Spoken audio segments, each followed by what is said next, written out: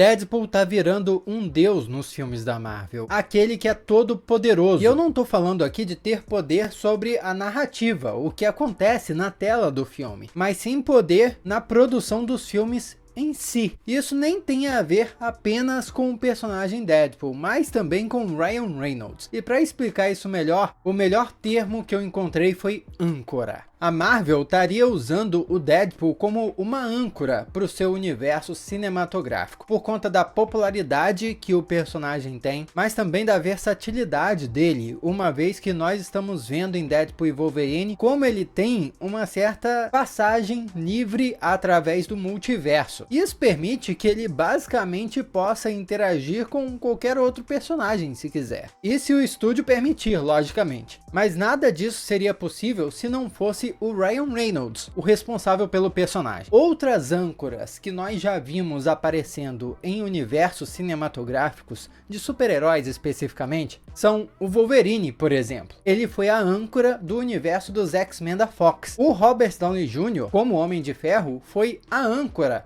do universo cinematográfico da Marvel até o final da Saga do Infinito. É fácil para qualquer um dizer que ele era o protagonista daquele universo compartilhado. O queridinho, bastava uma participação especial e o estúdio já tinha uma garantia de sucesso. E a Sony Pictures tem os direitos de adaptação do Homem-Aranha e o seu personagem âncora é justamente o Homem-Aranha. Tanto que começou recentemente com esse projeto de filmes derivados do Homem-Aranha, como Venom, Morbius, Madame Teia, e o que todo mundo pede é, cadê a conexão com o Homem-Aranha? Afinal, é um universo do Homem-Aranha. A Sony sabe disso, mas pela ausência do Homem-Aranha nesses filmes e nesse universo de personagens derivados, acaba que fica um universo fraco. Vamos explicar melhor esse conceito. Um personagem âncora, na definição que estamos criando aqui, seria aquele personagem que faz parte de um universo compartilhado de filmes e que pode fazer uma participação especial em qualquer um dos filmes daquele universo, que vai ser um sucesso. Nós, na verdade, esperamos por um novo filme desse personagem âncora desses universos compartilhados. A Marvel Studios, no início do seu universo cinematográfico, começou essas histórias com um filme do Homem de Ferro. Ele foi o único super-herói que teve 2 filmes antes do primeiro filme dos Vingadores. E ele já teve o seu terceiro filme antes mesmo de termos Vingadores Era de Ultron. Até hoje, as pessoas consideram o Homem de Ferro do Robert Downey Jr. como o favorito deles. E isso fez com que o Robert Downey Jr. passasse a se envolver cada vez mais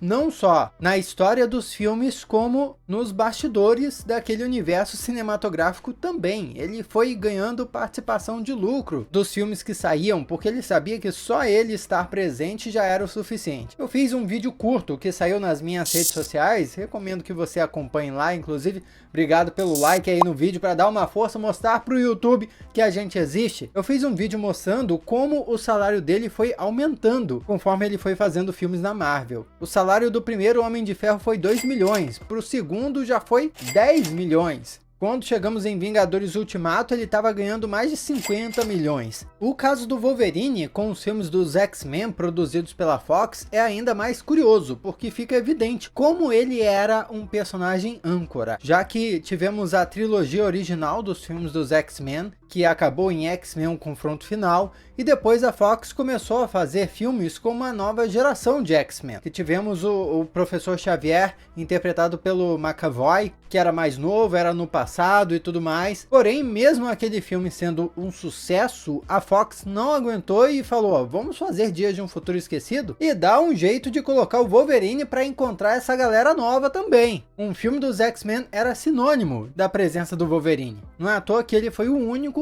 que ganhou filmes solo. E a Marvel Studios, atualmente, por estar sob o guarda-chuva da Disney, ganhou, enfim, acesso aos personagens que estavam com os direitos de adaptação da Fox. Caso você não saiba, os X-Men são da Marvel, sempre foram, porém, ali nos anos 90, a Marvel, como editora de quadrinhos, estava passando por uns apertos e vendeu direitos de adaptação dos seus principais personagens para estúdios de cinema. Vendeu, por exemplo, os direitos do Homem-Aranha para Sony Pictures, direitos do Hulk para Universal e direitos do Quarteto Fantástico dos X-Men para Fox. Porém, chegamos em 2008 e a Marvel levou adiante a Marvel Studios. Uma editora em quadrinhos virou um estúdio de cinema e começou o universo cinematográfico, que foi um grande sucesso. E agora, mais recentemente, o jogo virou, porque a Marvel foi comprada pela Disney e a Fox, que havia comprado os direitos de adaptação dos X-Men e do Quarteto Fantástico, também foi comprada pela Disney, e assim, estando tudo embaixo da mesma companhia, os personagens estão de volta ao lar. Em outras palavras, a Marvel agora pode usar os X-Men de novo, dando a Marvel Studios o poder de ter duas âncoras na mão. Robert Downey Jr., que se aposentou sim depois de Vingadores Ultimato, mas anda dizendo por aí que gostaria de voltar como Homem de Ferro e tudo mais. Haveria uma possibilidade, quem sabe, dele retornar. E o Wolverine, que estava numa situação parecida. Ele havia, como personagem, né, morrido no filme Logan. Mas, em Deadpool e Wolverine, estamos vendo que ele está voltando. E ainda é um personagem fortíssimo aos olhos da audiência, ainda é uma âncora. Mas a verdade é que, apesar das aparências, a Marvel não tem nenhum personagem âncora nesse momento. Vamos lembrar o que aconteceu depois de Vingadores Ultimato. Chegou a fase 4 da Marvel e agora estamos na fase 5. E o que todo mundo está reclamando dessas fases? Pô, as histórias estão muito desconexas. Não parece que estamos indo para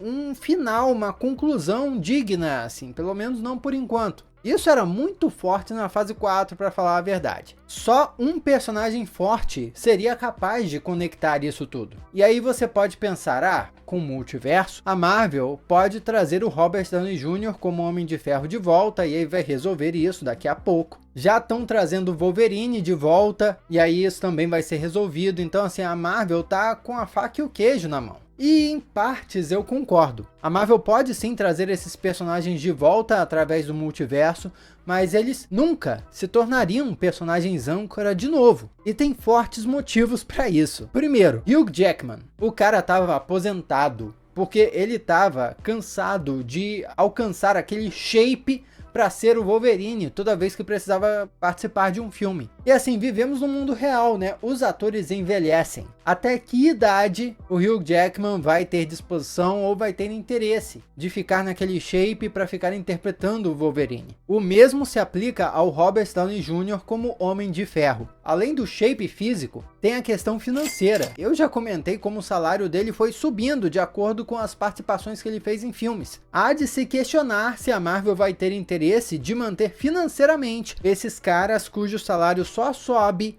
em projetos futuros por mais 10 anos, por exemplo, porque é disso que se trata um personagem âncora. Tanto é que a Marvel Studios, durante a fase 4 e durante essa fase 5, ficou desesperada tentando construir uma nova âncora para os seus filmes. Doutor Estranho foi uma aposta muito clara. Ele teve um filme focado no multiverso, que seria o tema principal dessa saga do multiverso. Ele é um cara que era para estar no centro dessa trama toda, porém, ele só fez depois uma participação no filme do Homem-Aranha, que indica também que a Marvel tinha grandes expectativas pro Doutor Estranho, como esse personagem que, pô, apareceu, deu dinheiro. E não vem do nada essa crença da Marvel não, porque afinal de contas o Benedict Cumberbatch é um grande ator e Doutor Estranho é um grande personagem. Só que eu não preciso nem fazer muito esforço para explicar. Tá na cara que o Doutor Estranho não tem o mesmo apelo, nem é tão querido pelo público quanto o Homem de Ferro foi. Outro que eu acho que a Marvel Studios tentou transformar em uma âncora para os seus filmes foi o Thor. E faz total sentido. Ele é um dos Vingadores originais. Por que não apostar no carisma do Chris Hemsworth e no tempo que ele já tem nos filmes da Marvel para ter ele agora como uma figura de liderança para os filmes futuros? Tanto é que colocaram ele inicialmente com os Guardiões da Galáxia, para viver uma aventura com os Guardiões da Galáxia, mas rolou o que rolou. Thor teve o seu próprio filme, Thor Amor e Trovão, que foi um fiasco.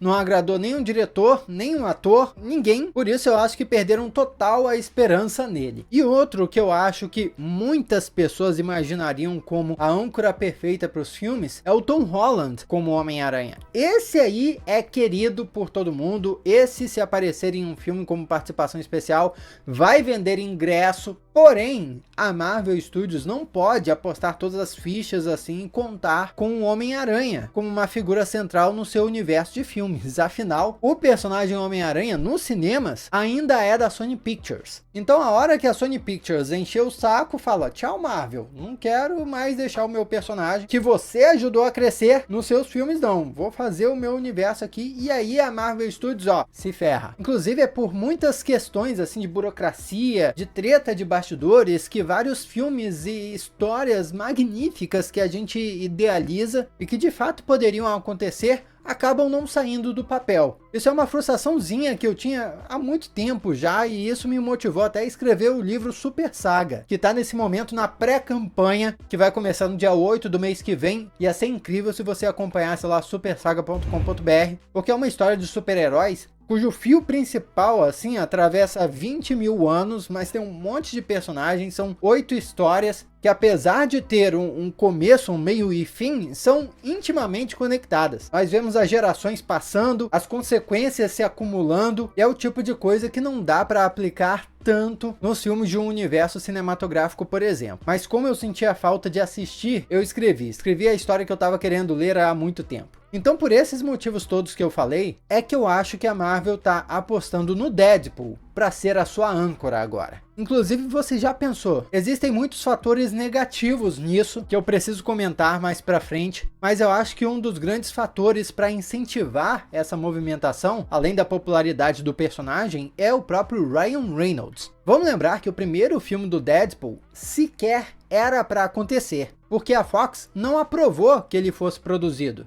Porém, o Ryan Reynolds fez aquele teste de uma cena e vazou. Opa, vazou sem querer o teste do filme. O Ryan Reynolds não assume que foi ele até hoje. O cara basicamente forçou o estúdio a fazer um filme do jeito que ele queria e saiu o filme que a gente ama. O primeiro filme feito com uma classificação para adultos. Deadpool 1 fez história. Agora, já pensou Ryan Reynolds como o próximo Kevin Feige? Se você tiver perdido, o Kevin Feige é o presidente da Marvel. Não só Marvel Studios, mas Marvel Entertainment, Marvel dos quadrinhos também. Ele ganhou essa promoção. Mas o cara estava envolvido com um posto menor lá nos primeiros filmes dos X-Men também. Então ele estava desde o princípio dos filmes de super-heróis em Hollywood. E o grande diferencial do Kevin Feige é que, além de um produtor executivo, ou seja, do cara que põe a grana lá e dá pitaco no que vai acontecer na história, é que ele é um nerdão. Ele manja de quadrinhos, sabe o que rola nas histórias, sabe o que cola e o que não cola. E isso que fez o universo cinematográfico da Marvel funcionar, enquanto outros universos cinematográficos falham e caem um atrás do outro como se fossem dominó. É fazendo essa análise que eu penso que a arma secreta de Deadpool e Wolverine não são esses personagens, mas sim o próprio Ryan Reynolds. O cara já foi descrito como uma máquina de ideias. Tem uma entrevista ótima do Kevin Feige sobre ele, e é ótimo ver como esses grandes executivos, grandes nomes, interagem intimamente. Aliás, você pode ser um grande nome para interagir com a gente na Família Loquia, familialoquia.com.br, e você vai participar dos sorteios que acontecem mensalmente. Se nós batermos a meta, vão ser 2 sorteios por mês, e você ainda vai ter acesso aos amigos próximos do Insta lá, onde eu mostro mais dos bastidores aqui, e tô revelando muito nessas últimas semanas, coisas com muita antecedência sobre o Super Saga. Sério, eu mostrei coisas lá do livro que eu nem devia ter mostrado ainda, porque só deve ser anunciado mês que vem. Mas quem é a Família Loquia já sabe, então familialoquia.com.br, confere lá, seria muito bom ter você com a gente. Foi numa entrevista ao site Variety, onde o Kevin Feige até confessou que disse pro Hugh Jackman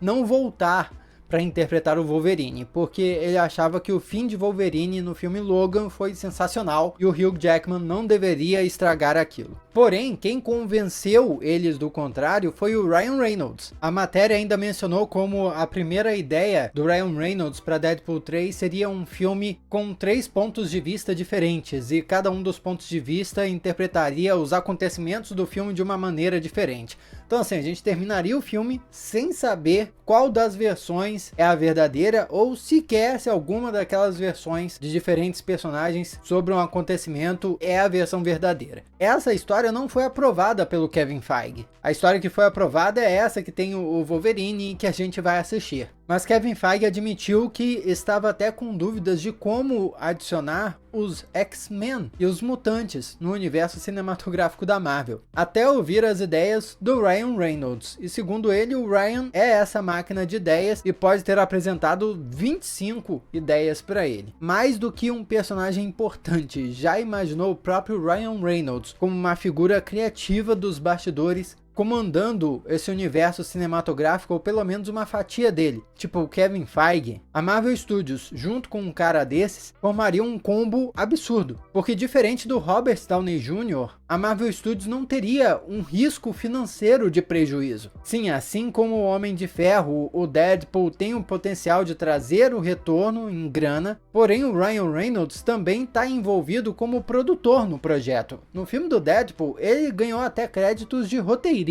porque ele se meteu na história e inventou piadas. Então assim, é o tipo de ator que estaria interessado em ter retorno com o lucro do próprio filme e não apenas com seu salário de ator. Porém, eu disse que havia pontos negativos, não é? O Deadpool é bem diferente de outros personagens do universo cinematográfico porque ele quebra constantemente a quarta parede, fala com a gente e faz piadas que outros personagens no ambiente não entendem ou sequer ouvem. Como isso poderia ser adaptado numa história em que ele encontraria o Capitão América, por exemplo? Eu acho que a resposta para isso é muito simples. A Marvel fez a série da Mulher Hulk e ela quebra a quarta parede, funcionando junto com outros personagens ali que sequer tinham noção do que ela fazia, mas apesar de todos os defeitos da série, essa questão das piadas que ela fazia, apesar de serem poucas, funcionaram bem. E é um jeito perfeito de colocar o Deadpool usando um humor duvidoso dentro de um filme que poderia atingir quase todas as idades. E esse talvez seja outro contra. Os filmes do Deadpool são todos para maiores de idade, né? Aqui no Brasil para acima de 16 anos, porque tem muita violência e outras coisas. Sem contar que o Deadpool como personagem ainda é um mercenário. Ele usa espadas, fatia os outros, armas de fogo. Como é que ficam os brinquedos das crianças na Disney para comercializar um personagem desse? Nós temos que pensar que, ele tá dentro de uma empresa gigantesca que vai pensar em fazer lucros com ele. Como é que o Deadpool vai ser comercializado? E eu também acho que isso pode ser facilmente adaptado sem perder a essência. Temos Deadpool e Wolverine aí, que vai mostrar versões alternativas do Deadpool, que entre outras coisas vão ter outras opções de arma. Ele pode usar qualquer coisa, pode ter qualquer equipamento e ainda vai estar dentro do personagem que ele é. É muito possível a Marvel Studios e a Disney fazer filmes com a aparição do Deadpool em uma versão mais para todas as idades e deixar as cenas mais violentas para pessoas mais velhas nos filmes exclusivos dele. Um ótimo exemplo disso foi o corte especial de Natal do filme Deadpool 2. Quando a gente viu aquilo na época, ficou claro, é o Deadpool provando que também funciona em uma censura pra gente mais nova. Mas o que você acha? E o prêmio do segundo sorteio da família Loquia?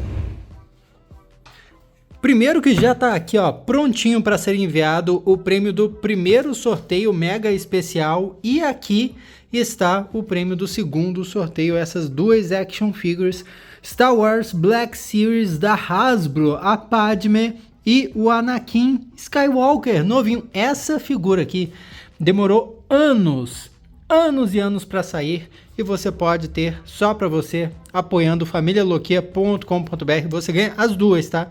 Em um sorteio só. E como eu falei, batendo a meta, confirmando que bateu a meta, nós vamos ter 2 sorteios no início do próximo mês.